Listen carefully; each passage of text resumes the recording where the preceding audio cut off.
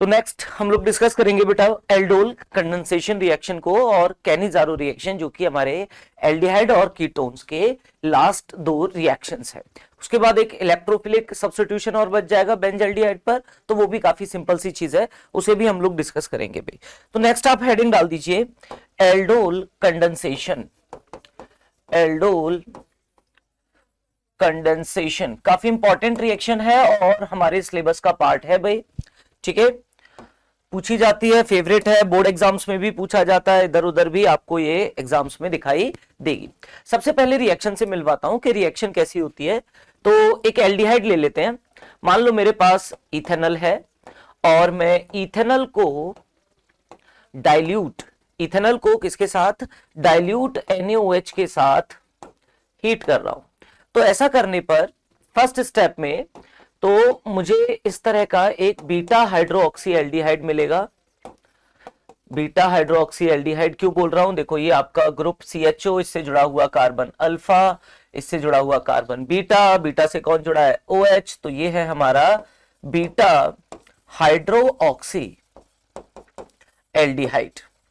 और जब इस बीटा हाइड्रोक्सी एल्डिहाइड को आप क्या करते हो, थोड़ा सा और हीट करते हो, तो ये एक वाटर मॉलिक्यूल लूज कर देता है और वाटर मॉलिक्यूल लूज करके ये फाइनली एल्कीन में कन्वर्ट हो जाता है। तो ये जो रिएक्शन है, इस रिएक्शन को हम एल्डोल कंडेंसेशन कहते हैं। ये जो रिएक्शन है इसे हम एल्डोल कंडेंसेशन कहते हैं क्योंकि जो पहला प्रोडक्ट इसमें बना है ये एक एल्डोल है। रफली इसे मैं एल्डोल कहता हूं। क्यों कहते हैं, क्योंकि एक एल्डिहाइड ग्रुप है CHO और एक OH ग्रुप है, दोनों चीजें प्रेजेंट हैं। तो एल्डिहाइड के लिए ALD और OH के लिए ऑल मैंने यूज कर लिया, तो बन गया एल्डोल। और उसके बाद जब हमने कंडेंसेशन कराया, वाटर रिमूव किया, तो फाइनली एक एल्कीन हमारे पास मिल रहा है, अनसैचुरेटेड हमारा जो हाइड्रोकार्बन है वो मिल रहा है। तो कुल मिलाकर ये कहना चाह रहे हैं कि ये जो रिएक्शन है इसे हम एल्डोल कंडेंसेशन कहते हैं। अब इस रिएक्शन में प्रोडक्ट कैसे बना उसको समझते हैं और फिर उसके बाद हम लोग क्या करेंगे, डायरेक्ट एक जुगाड़ बना लेंगे प्रोडक्ट्स को बनाने। रिएक्शन का मैकेनिज्म अगर देखें तो बहुत आसान रिएक्शन है। सबसे पहले स्टेप में क्या होगा, सबसे पहले स्टेप में ये अपना जो एल्डिहाइड था, इस एल्डिहाइड में अल्फा हाइड्रोजन के ऊपर अटैक होगा। मीडियम बेसिक है, NaOH ले रखा है मैंने, मीडियम बेसिक मीडियम में ये OH क्या करेगा, इस अल्फा हाइड्रोजन को उड़ा ले जाएगा वाटर के फॉर्म में, ये H+ के फॉर्म में बाहर होगा और इस कार्बन पर नेगेटिव चार्ज आ जाएगा लाइक दिस। और ठीक है, ये काम हो भी पाता है, क्यों, क्योंकि बोलो ये इलेक्ट्रॉन्स इधर रेजोनेंस में पार्ट लेते हैं। ये रेजोनेंस का पार्ट है ये इलेक्ट्रॉन, कार्बन आयन इस वजह से स्टेबल है, that is why alpha hydrogen को निकाला जा सकता है। मैं ये वाली हाइड्रोजन नहीं निकाल सकता OH के साथ, क्योंकि यहां से बनने वाला कार्बन आयन रेजोनेंस स्टेबलाइज नहीं है। या फिर अल्फा हाइड्रोजन से आगे कोई और हाइड्रोजन होती, मान लो यहां भी एक CH3 लगा रखा होता मैंने, तो इस CH3 से मैं हाइड्रोजन नहीं निकालूंगा, क्योंकि यहां से हाइड्रोजन निकालने के बाद कार्बन आयन जो बन रहा है वो स्टेबल नहीं बन रहा है, तो वो प्रोसेस नहीं होगा। ये रिएक्शन की स्लो स्टेप होती है कार्बन आयन का फॉर्मेशन, और यही रिएक्शन की RDS भी है बेटा, RDS। तो एल्डोल कंडेंसेशन का जो रेट है वो हम कैसे निकालेंगे या कंपेयर करेंगे, वो हम कंपेयर करेंगे by the stability of carb anion. जो कार्बन आयन बन रहा है अगर वो स्टेबल बना तो एल्डोल जो है फास्ट होगा, ये रिएक्शन फास्ट होगी। तो आप यहां साइड से मेंशन कर लेना कि जो रेट है रिएक्शन का ROR, ये डायरेक्टली प्रोपोर्शनल है स्टेबिलिटी ऑफ कार्बन आयन। जो कार्बन आयन बन रहा है, कार्ब एनायन, उसकी स्टेबिलिटी के डायरेक्टली प्रोपोर्शनल होता है रिएक्शन का रेट। अब चलते हैं आगे, आगे क्या होगा, अब ये जो कार्बन आयन बना है इसके अंदर बेचैनी बढ़ जाएगी भाई। क्यों बढ़ेगी बेचैनी, क्योंकि ये अनस्टेबल तो है भाई, रिएक्शन इंटरमीडिएट है तो अनस्टेबल तो है, ठीक है, तो बेचैन तो रहेगा। ये क्या करेगा, ये आपका एक और एल्डिहाइड का जो मॉलिक्यूल था मिक्सचर में, एक और एल्डिहाइड के मॉलिक्यूल पर SN न्यूक्लियोफिलिक एडिशन कर देगा। क्या कर देगा, न्यूक्लियोफिलिक एडिशन कर देगा। मैम चार्जिंग पे लगा दीजिएगा। न्यूक्लियोफिलिक एडिशन रिएक्शन शो कर देगा, ये इलेक्ट्रॉन्स इधर जाएंगे, ये इलेक्ट्रॉन्स इधर शिफ्ट हो जाएंगे भैया। तो देखो क्या मिला, CH3 यहां ऑक्सीजन पे आ जाएगा माइनस चार्ज, ये H पहले से था ही, ये H पहले से था ही भाई, और इससे कौन जुड़ा, CH2CHO, कौन जुड़ा, CH2CHO, अपने इलेक्ट्रॉन्स इसे देके ये कार्बन फ्री हो गया। बाद में ये O माइनस जो बना है, ये मीडियम से एक H प्लस, मीडियम वाटर है, डाइल्यूट आपने ले रखा था NaOH, देखो एक्वस NaOH, डाइल्यूट NaOH ले रखा था मैंने, तो मीडियम में वाटर मॉलिक्यूल्स है।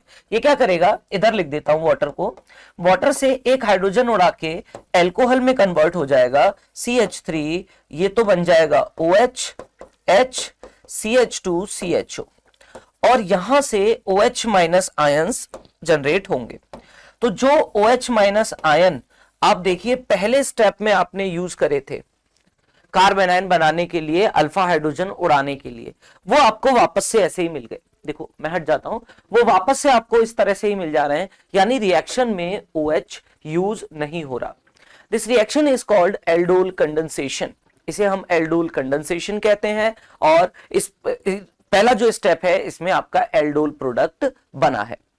इसके बाद हम इसका जब हीटिंग कराएंगे तो ये एक वाटर मॉलिक्यूल लूज कर देगा, और वाटर मॉलिक्यूल के लॉस से फाइनल प्रोडक्ट भी फॉर्म कर लेगा।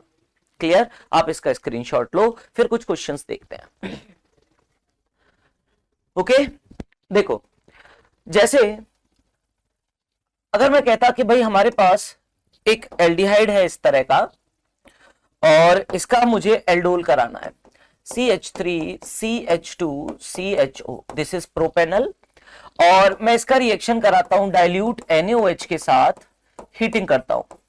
तो जब आप ऐसा करोगे तो आपको मिलेगा बीटा हाइड्रोक्सी एल्डिहाइड, और बीटा हाइड्रोक्सी एल्डिहाइड जिसे हम एल्डोल कहेंगे। बना के दिखाता हूं कैसे बनेगा। तो देखो सबसे पहले स्टेप में ये जो अल्फा हाइड्रोजन है इस पर अटैक होगा OH माइनस का। इससे आप ये भी समझ पा रहे हैं कि भाई जो एल्डोल रिएक्शन है वो सिर्फ वही एल्डिहाइड दे सकते हैं जिनके पास अल्फा हाइड्रोजन होगी, जिनके पास अल्फा हाइड्रोजन नहीं है वो एल्डोल नहीं दे सकता। तो ये OH इस H को उड़ा ले जाएंगे, माइनस H2O बाहर हो जाएगा, और फर्स्ट स्टेप में डेवलप होगा आपका अपना कार्ब एनायन, जो कि रेजोनेंस स्टेबलाइज भी है भाई। अब ये जो कार्बन आयन बना है ये अटैक करेगा किसके ऊपर बोलो, एल्डिहाइड के ऊपर, एक और एल्डिहाइड के मॉलिक्यूल के ऊपर। ये कार्बन जिसके ऊपर माइनस चार्ज है वो अटैक करेगा। तो मैं एक और मॉलिक्यूल बना देता हूं एल्डिहाइड का ही सेम मॉलिक्यूल, क्योंकि ये सेम मॉलिक्यूल्स में हो रही है तो इसे सेल्फ एल्डोल बोला जाता है। अभी एक क्रॉस एल्डोल भी होता है जो डिफरेंट मॉलिक्यूल्स में होगा, लेकिन मैकेनिज्म तो भाई सेम ही रहेगा। ओके, तो ये जो C माइनस है ये अटैक कर देगा इस कार्बन पे, ये बॉन्ड इधर शिफ्ट हो जाएगा। तो फाइनली देखो क्या मिलेगा आपको, इधर से बनाना शुरू कर रहा हूं इस वाले CH3 से, तो आपको मिलेगा CH3 CH2 C ऊपर माइनस H, और देखो ये जो कार्बन है ये कार्बन आके जुड़ा इससे। आप देखो इस कार्बन से क्या जुड़ा हुआ था, एक साइड तो H, एक साइड तो CH3, और एक साइड क्या जुड़ा है CHO। बाद में वाटर से ये एक H प्लस ले लेगा, तो यहीं बना दूं, ये आपका प्रोडक्ट फॉर्म होगा जो कि एक बीटा हाइड्रोक्सी एल्डिहाइड है। तो कुल मिलाकर this reaction is called aldol condensation, इसे हम एल्डोल कंडेंसेशन कहते हैं। और जब आप इसे हीट करोगे तो यहां एक वाटर मॉलिक्यूल आप लॉस कराओगे, अल्फा हाइड्रोजन फिर से आपको लॉस करानी है CHO के रेस्पेक्ट में, क्योंकि दोबारा में जब डिहाइड्रेशन होता है ना वो भी बेस की ही हेल्प से होता है भाई। उसमें भी बेस क्या करता है, ये H उड़ाता है पहले स्टेप में, और जो कार्बन आयन है वो इधर इलेक्ट्रॉन शिफ्ट करके OH वाटर के फॉर्म में लिविंग ग्रुप की तरह बाहर होता है। तो डिटेलिंग में नहीं जाना है, बट आप इतना ध्यान रखें कि एल्कीन बनाने के लिए CHO का जो अल्फा हाइड्रोजन है हम उसे रिमूव करेंगे, इधर से हाइड्रोजन हम रिमूव नहीं करेंगे, और जो फाइनल प्रोडक्ट बनेगा इसमें वो CH3 CH2 COH double bond C CH3 CHO बनेगा। ये फाइनल कंडेंसेशन प्रोडक्ट बनेगा आफ्टर लॉस ऑफ वाटर, ये एल्डोल प्रोडक्ट है। क्लियर, तो ये तो हुआ मैकेनिज्म वाइज। अब अगर हमें ये जल्दी से करना है तो इसका एक बड़ा शॉर्टकट है, बार बार हम मैकेनिज्म तो नहीं करेंगे, तो इसका एक शॉर्टकट है, आप स्क्रीनशॉट लो फिर हम उसे डिस्कस करते हैं। जैसे मान लो हम इस रिएक्शन को कराने की कोशिश करें, ये मेरे पास एक एल्डिहाइड है, ये H जुड़ा हुआ है, या इसको पास में ही लिख लो इसके, ये CH है, CH2 CHO, और इसका रिएक्शन मुझे डाइल्यूट NaOH से। तो सबसे पहले तो ये समझ लेना भाई कि डाइल्यूट NaOH बहुत जरूरी है, डाइल्यूट NaOH बहुत जरूरी है इस रिएक्शन को कराने के लिए। क्लियर? चलो, तो रिएक्शन कैसे होगी, रिएक्शन कैसे होगी वो तो हमने देख लिया है, अब हम प्रोडक्ट बनाना सीख रहे हैं।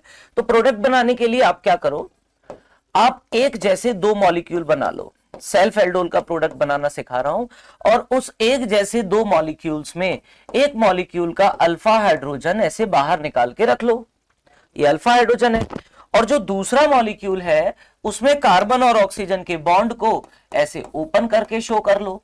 बस, अब क्या करना है सर? अब कुछ नहीं करना, आपको एक मॉलिक्यूल से अल्फा हाइड्रोजन उठाकर दूसरे मॉलिक्यूल के ऑक्सीजन पे लगाना है, और अल्फा कार्बन को, जहां से हाइड्रोजन हटाया है उसी कार्बन को उठाकर आप दूसरे मॉलिक्यूल के कार्बन से जोड़ दें। ठीक है? अब जोड़ने के बाद जब लिखना शुरू करो तो जिस मॉलिक्यूल पर एडिशन किया है वहां से लिखना शुरू करना। तो मैं इधर से लिखना शुरू करता हूं, CH3 CH CH3 CH2, ये H, और देखो यही कहानी हुई है, ये तो H ऊपर हटा दिया मैंने, ये वाला H, ये बताओ क्या बन जाएगा? OH, ये वाला हिस्सा बन जाएगा OH, और इस कार्बन से आपने इसे जोड़ा है अल्फा को, तो इसे लिख दो CH, एक H हटने के बाद CH। बाकी CH से क्या जुड़ा हुआ है? देखो एक तरफ तो जुड़ा हुआ है इससे CH, जो कि फर्दर दो CH3 से जुड़ता है, देख लो इससे एक CH जुड़ा है जो फर्दर दो CH3 से जुड़ा है, और एक इससे कौन जुड़ा हुआ है? CHO। कौन जुड़ा हुआ है? CHO। तो इस तरह से हम एल्डोल प्रोडक्ट बना सकते हैं। सिमिलर ट्रिक से आप क्रॉस एल्डोल प्रोडक्ट्स भी बना पाओगे। आपको क्या करना है? आपको एक एक बार में एक एक मॉलिक्यूल का अल्फा हाइड्रोजन यूज करना है। ठीक है? करके दिखाऊं तो आप इसका स्क्रीनशॉट लो, एक दो एग्जांपल और करते हैं तो क्लियरिटी आएगी। एक एग्जांपल मैं करता हूं अब क्रॉस एल्डोल का। तो देखो मान लो हमें क्रॉस एल्डोल कराना है CH3 CHO और CH3 CH2 CHO। तो इसमें ना टोटल मिला के 4 प्रोडक्ट बनते हैं। वैसे तो दो तो सेल्फ एल्डोल के बनते हैं और 2 बनते हैं क्रॉस एल्डोल के। ठीक है ना? तो मैं सिर्फ क्रॉस एल्डोल वाले बना रहा हूं, क्योंकि सेल्फ एल्डोल तो हम वैसे ही बनाएंगे, सिमिलर मॉलिक्यूल ले लेंगे। सिमिलर मॉलिक्यूल ले लेंगे तो दो तो इथेनॉल के मॉलिक्यूल से एक एल्डोल बनाओगे, और प्रोपेनॉल के 2 मॉलिक्यूल लेकर एक एल्डिहाइड बनाओगे, तो वहां से 2 आपके प्रोडक्ट्स बनेंगे सेल्फ वाले। क्रॉस वाले के लिए क्या करना है? एक बार मैं इसका अल्फा हाइड्रोजन यूज करूंगा, तो देखो इसको इस तरह से लिख लेता हूं, C डबल बॉन्ड O और H। तो अल्फा हाइड्रोजन मुझे यहां से चाहिए भाई, तो मैंने अल्फा हाइड्रोजन निकाल ली। एक बार मैं इथेनॉल की अल्फा हाइड्रोजन को यूज करूंगा। कैसे? हाइड्रोजन को लगाऊंगा ऑक्सीजन पे और कार्बन को लगाऊंगा कार्बन पे। ओके, यहां से बनाना शुरू करो तो ये बनेगा CH3 CH2 CH3 CH2, ये बन जाएगा OH, नीचे H, और इससे आके कौन जुड़ेगा? इससे जुड़ेगा ये CH2 और इस CH2 से बोलो आगे कौन जुड़ा हुआ था? CHO। एक तो ये बना क्रॉस एल्डोल जिसमें इथेनॉल का हाइड्रोजन यूज हुआ है। कौन सा? इथेनॉल का हाइड्रोजन यूज हुआ है। एक और प्रोडक्ट यहां पर बनेगा जिसमें मैं प्रोपेनॉल का हाइड्रोजन यूज करूंगा, तो उसके लिए मैं वापस से इन्हें दोबारा लिख लेता हूं। तो ये इथेनॉल मैंने लिख लिया। ठीक है? प्रोडक्ट बनाने के लिए आते हैं भाई, तो प्लीज ध्यान से सुनना इसे। और इस बार ना मैंने इथेनॉल का ऑक्सीजन ओपन करके लिख लिया है, क्योंकि मुझे इथेनॉल पे जोड़ना है इस वाले प्रोपेनॉल का हाइड्रोजन। तो इस बार प्रोपेनॉल के हाइड्रोजन को बाहर निकाल के रख लो भाई, ये लो। और ये CHO, क्या करना है? हाइड्रोजन को जोड़ना है ऑक्सीजन से, हाइड्रोजन को जोड़ना है ऑक्सीजन से, और कार्बन को जोड़ना है कार्बन से। ओके, क्या प्रोडक्ट बनेगा? ध्यान देना, इधर से लिखना शुरू करूंगा। जिस मॉलिक्यूल पे ऐड किया है वहां से लिखना है आपको। CH3 C, ये तो बन जाएगा OH, नीचे आ जाएगा H। ठीक है? और पीछे क्या रह जाएगा? पीछे ये आपका CH आके जुड़ा है। कलर चेंज करके दिखाऊं, ये आपका CH आके जुड़ा है। तो ये CH जो है जिसे मैंने येलो कलर से लिख दिया, ये जो CH है ये फर्दर किससे जुड़ा हुआ है बताओ? एक तरफ तो CH3 से जुड़ा हुआ है और एक तरफ किससे जुड़ा हुआ है? CHO से। तो ये दूसरा क्रॉस एल्डोल प्रोडक्ट है। तो दो क्रॉस एल्डोल प्रोडक्ट बन रहे हैं, एक बार एक मॉलिक्यूल का हाइड्रोजन यूज करके और दूसरी बार दूसरे मॉलिक्यूल का हाइड्रोजन यूज करके। बात समझ में आती है? तो इस तरह से ये रिएक्शन जो है एल्डोल रिएक्शन कहलाता है और ये क्रॉस एल्डोल है। क्रॉस एल्डोल में डिफरेंट एल्डिहाइड्स यूज करते हैं। ओके, एक और क्रॉस एल्डोल का एग्जांपल देता हूं, इसका स्क्रीनशॉट लो पहले। इसका स्क्रीनशॉट ले लिया तो देखो एक और एग्जांपल। इस बार मान लो मेरे पास बेंजेल्डिहाइड है। अब बेंजेल्डिहाइड के खुद के पास तो भाई है नहीं अल्फा हाइड्रोजन, क्योंकि आप देखो CHO से जो कार्बन है उसकी चारों वैलेंसीज ऑलरेडी पूरी हो चुकी हैं, तो यहां तो ये हाइड्रोजन होगा नहीं भाई, इसके खुद के पास तो अल्फा हाइड्रोजन नहीं है। बट ये रिएक्शन कर सकता है किसी ऐसी चीज के साथ जो अल्फा हाइड्रोजन कैरी कर रही है। मैकेनिज्म ऑलरेडी हमने देखा है। तो NaOH से रिएक्शन कराऊंगा, पहले स्टेप में OH अल्फा हाइड्रोजन को लेके उड़ जाएगा, कार्ब एनायन बना लेगा, कार्ब एनायन यहां माइनस, ये CH2 CHO, और ये कार्ब एनायन किस पे? कार्बन पे अटैक करेगा, बॉन्ड इधर शिफ्ट हो जाएगा। तो देखो क्या चीज दिखेगी आपको? बेंजीन। बेंजीन से जुड़ा है आपका सिंगल बॉन्ड O-, एक H, और ये CH2 आके जुड़ गया। CH2 से आगे CHO जोड़ रखा है। नेक्स्ट स्टेप में वाटर से ये एक H एक्सेप्ट करके फाइनली कन्वर्ट हो जाएगा इस तरह के एक बीटा हाइड्रोक्सी एल्डिहाइड में। तो रिएक्शन बहुत सिंपल है, मैंने मैकेनिज्म के साथ ही डिस्कस कर लिया है, प्रोडक्ट बनाना भी आपको सिखाया। ऐसे ही एक इंट्रामोलिकुलर एल्डोल भी होता है जो फिलहाल बोर्ड एग्जाम के पॉइंट ऑफ व्यू से हमारे लिए इंपॉर्टेंट नहीं, बाकी आसान ही है, उसमें अपने ही मॉलिक्यूल के अंदर ये काम होता है। हाल फिलहाल में आप इसका स्क्रीनशॉट लें, और सेल्फ एल्डोल और क्रॉस एल्डोल बोर्ड के हमारे एग्जाम में पूछा जाता है भाई, स्क्रीनशॉट लीजिए। इसके बाद इससे ही एक मिलती जुलती रिएक्शन और है कैनिजारो रिएक्शन। ये बड़ी इंटरेस्टिंग सी रिएक्शन है, इसके बारे में बात करते हैं। नेक्स्ट हेडिंग डाल दीजिए कैनिजारो। कैनिजारो में भी क्रॉस कैनिजारो, इंट्रामोलिकुलर कैनिजारो हो सकते हैं, बट हम सिर्फ एक सिंपल कैनिजारो रिएक्शन को ही डिस्कस करेंगे जो कि हमारे सिलेबस का पार्ट है। तो हेडिंग डाल दें कैनिजारो रिएक्शन। इसके अंदर क्या होता है सर? तो पहले तो ये समझ लो कि जो एल्डोल है वो ऐसे एल्डिहाइड और कीटोन्स का रिएक्शन है जिनके पास अल्फा हाइड्रोजन होती है, बट जिन एल्डिहाइड और कीटोन्स के पास अल्फा हाइड्रोजन नहीं होती उनका रिएक्शन कौन सा है? कैनिजारो। कौन सा रिएक्शन है? कैनिजारो। कैसे होता है सर, करके बताओ। तो देखो एक एल्डिहाइड ले लेते हैं जिसके पास अल्फा हाइड्रोजन नहीं है, फॉर्मेल्डिहाइड, मीथेनॉल, ठीक है ना। तो फॉर्मेल्डिहाइड, फॉर्मेल्डिहाइड की अगर हम लोग बात करें तो इसमें तो अल्फा कार्बन ही नहीं है बेचारे के पास, अल्फा हाइड्रोजन कहां से होगी?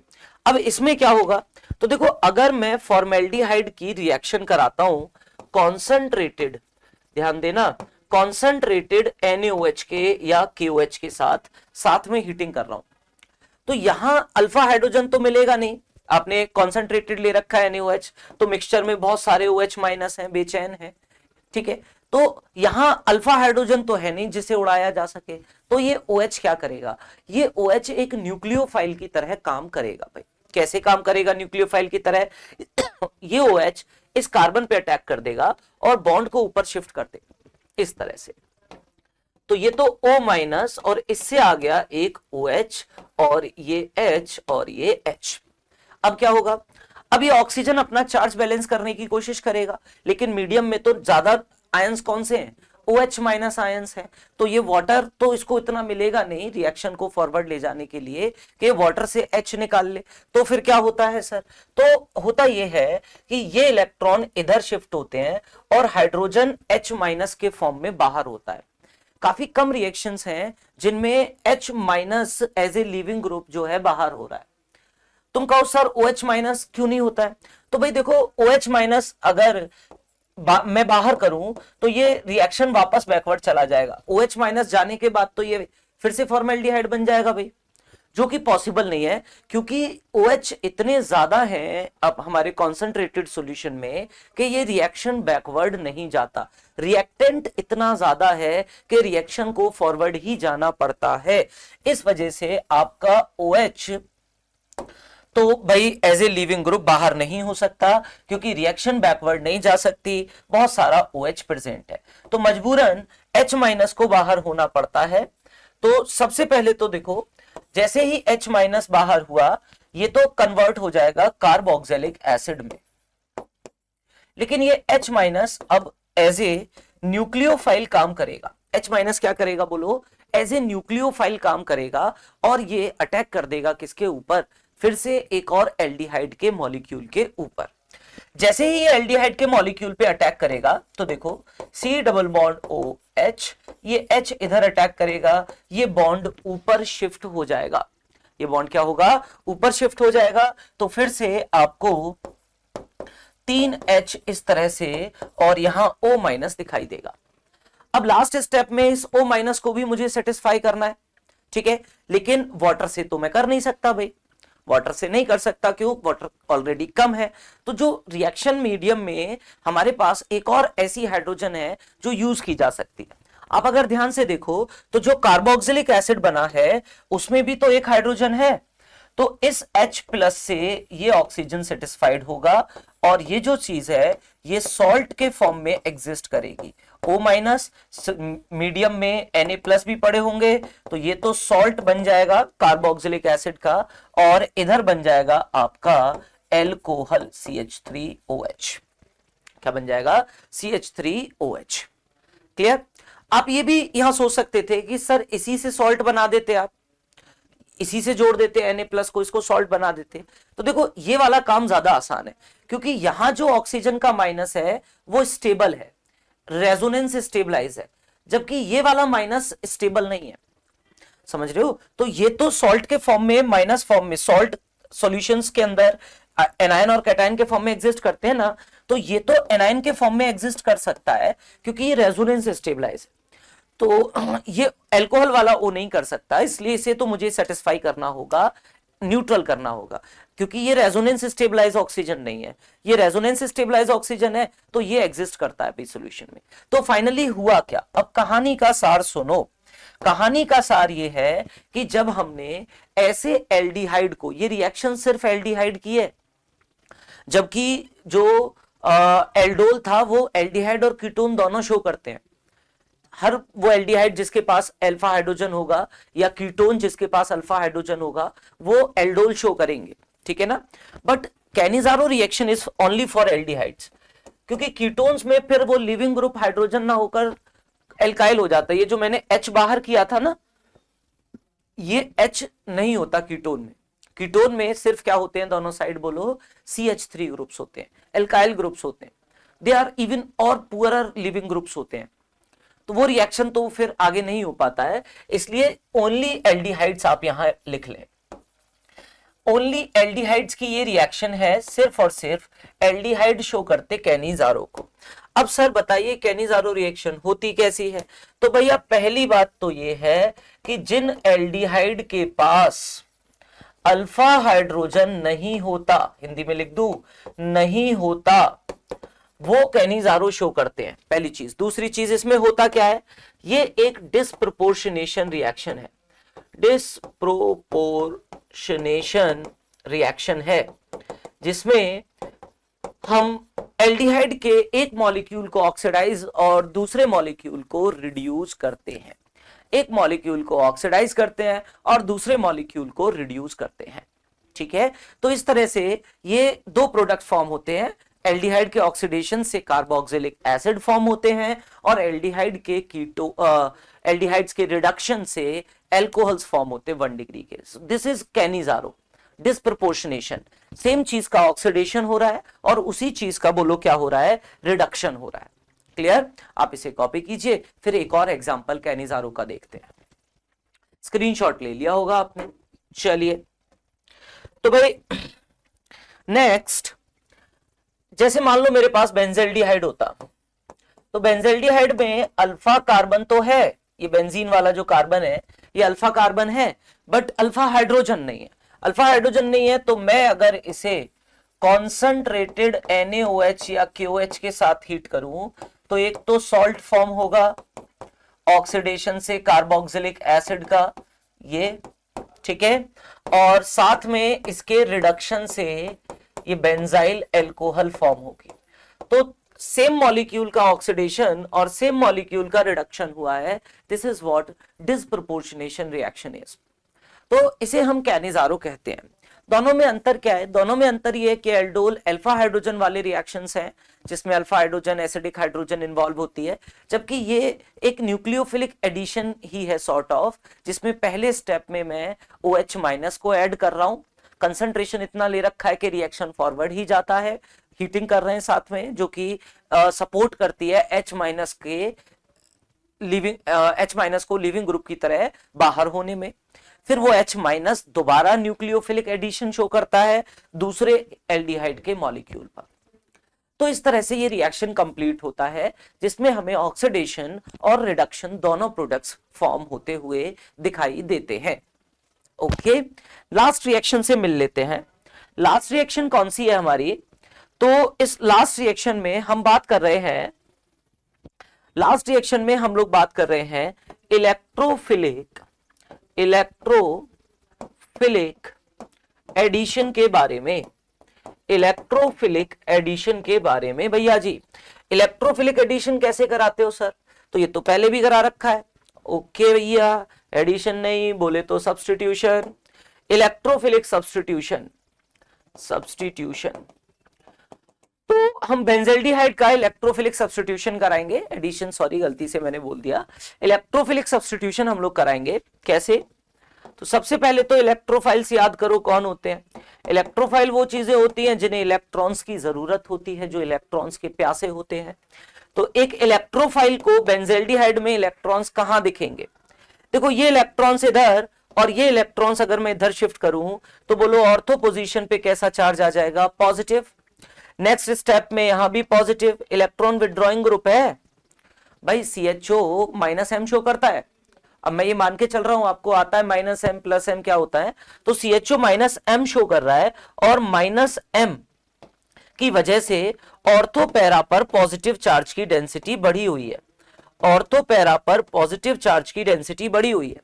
तो इस इलेक्ट्रोफाइल को मजबूरी में कहां जोड़ना पड़ेगा? इस इलेक्ट्रोफाइल को मजबूरी में मेटा पर जोड़ना पड़ेगा। तो रिएक्शन कोई बहुत जोर से तो नहीं होती है भाई, क्योंकि डीएक्टिवेटिंग ग्रुप है, मेटा डायरेक्टिंग ग्रुप है, साथ में कैसा है? डीएक्टिवेटिंग।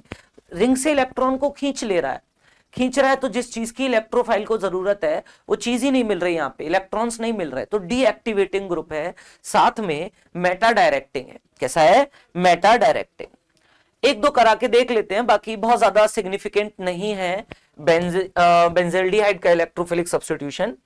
इलेक्ट्रोफिलिक सब्स्टिट्यूशन इंपॉर्टेंट कहां है? इलेक्ट्रोफिलिक सब्स्टिट्यूशन इंपॉर्टेंट है इससे पहले वाले दो चैप्टर्स में, एल्कोहल्स और हेलोएल्केन्स में, साथ में जो अगला वाला आएगा अमाइंस, उसमें भी इंपॉर्टेंट है, बट यहां नहीं है क्योंकि बहुत ज्यादा रिएक्टिव नहीं होती हैं, ये डीएक्टिवेटिंग ग्रुप्स होते हैं। फिर भी एक दो करा देते हैं। जैसे मान लो आपने इसे HNO3 H2SO4 के साथ रिएक्ट कराया, H2SO4, दोनों चीजें कॉन्सेंट्रेटेड ले रखी हैं, दोनों चीजें हमने कॉन्सेंट्रेटेड ले रखी हैं। तो जब आप ऐसा कराते हो तो आप ये देखोगे कि जो नाइट्रेशन हो रहा है वो नाइट्रेशन कहां होगा? वो नाइट्रेशन होगा आपका मेटा पोजीशन पर। कहां होगा? मेटा पोजीशन पर नाइट्रेशन होगा। क्या समझे? ठीक है, सल्फोनेशन, ठीक है, हम हेलोजनेशन भी करा सकते हैं। तो इस तरह से इसके रिएक्शंस जो है इलेक्ट्रोफिलिक सब्स्टिट्यूशन रिएक्शंस कंप्लीट होते हैं। तो इसमें हमने एल्डिहाइड और कीटोन्स को डिस्कस किया बेटा इस पार्ट में, और इस पार्ट को अब मैं कंक्लूड कर रहा हूं जिसमें हमने पूरा एल्डिहाइड और कीटोन्स को एक साथ डिस्कस किया है। कोई रिएक्शन अगर इसमें मिस हुई है तो प्लीज कमेंट करके बताएं, हम उस रिएक्शन को जरूर डिस्कस करेंगे। ज्यादा से ज्यादा मैंने मैकेनिज्म्स को डिस्कस करने की कोशिश करी है। किसी को कोई डाउट अगर फिर भी रहता है तो you are welcome in the comment section. Thank you very much. Next video में हम कार्बोक्सिलिक एसिड्स को वन शॉट कंप्लीट करेंगे। Thank you.